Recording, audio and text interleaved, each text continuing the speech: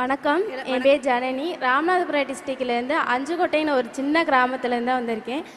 அப்பா விவசாயம், அம்மா விவசாயம். நாங்கள் 3 பொண்ணுனாலே எங்கள் ஊரில் வந்து ஒரு மாதிரி தப்பாக தான் பேசுவாங்க.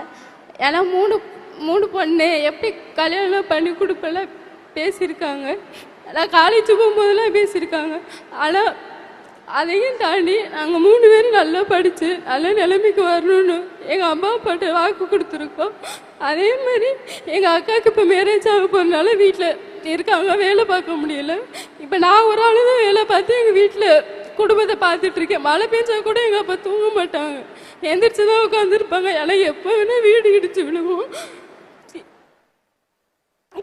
அதனால எங்கள் அப்பா விவசாயம் பண்ணுற டயத்தில் ரொம்ப ரொம்ப கஷ்டப்படுவோம். ஏன்னா சாப்பிட்றதுக்கு அரிசி இருக்காது, ரொம்ப கஷ்டம்.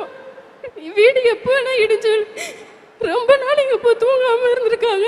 எங்கள் அப்பா உடம்பு வலியோட ரொம்ப நாள் தூங்காமல் இருந்திருக்காங்க. அதெல்லாம் எங்களுக்கு தெரியும். ஆனால் நாங்கள் எங்கள் அப்பா முன்னாடி காட்டிக்கிறது இல்லை.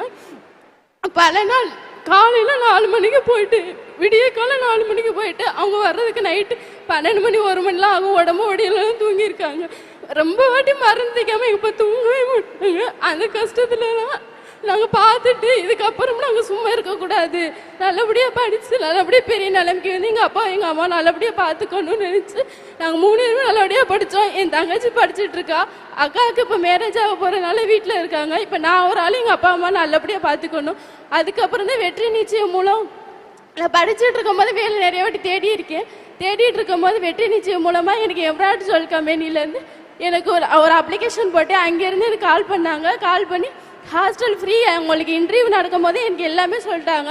ஹாஸ்டலும் ஃப்ரீயாக இருக்கும், சாப்பாடு ஃப்ரீ, அங்கேயே எனக்கு ட்ரைனிங் கொடுத்து அங்கேயே எனக்கு நல்லபடியாக கற்றுக் கொடுத்து எனக்கு ஸ்காலர்ஷிப்பும் கொடுத்து நல்லபடியாக சம்பளமும் கொடுத்து அங்கேயே என்னை வேலைக்கு சேர்த்துருக்காங்க.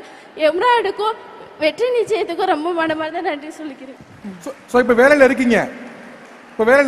இப்போ நான் வேலையில் இருக்கேன், என் குடும்பத்தையும் நல்லா பார்த்துக்கிறேன், நானும் நல்லா இருக்கேன். சூப்பர், வாழ்த்துக்கள். That was Janani for us.